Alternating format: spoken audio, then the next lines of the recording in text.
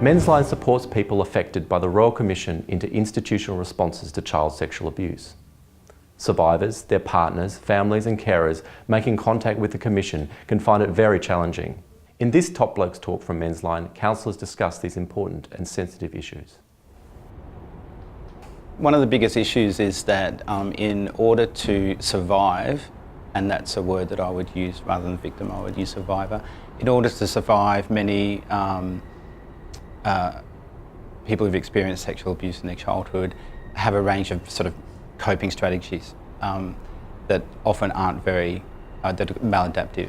So, use of drugs and alcohol, sometimes use of sex, gambling, all sorts of things. But behind that is the core sense that they've lost their sense of innocence when they were very young, and they haven't come to terms with that because society, up until recently, has not accepted that that can happen in some of our leading institutions. We do often get calls from men that have suffered sexual abuse as children, and a lot of times they really struggle with feelings of guilt about it. They feel guilty sometimes that they allowed it to happen. A lot of anger that this happened to them when they were kids, and oftentimes this is expressed in their lives in really unhealthy ways, and that's often what brings them to court.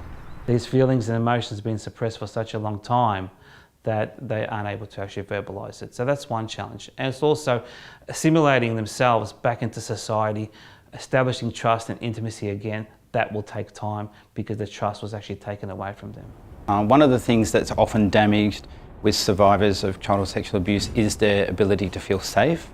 So it's important to connect them with a professional where they can start a relationship that's based in safety and start to explore their experience and talk about it and to make changes in their life. Yeah. Sometimes the most important thing is just to realise that you're not alone in this, and the support needs to be there.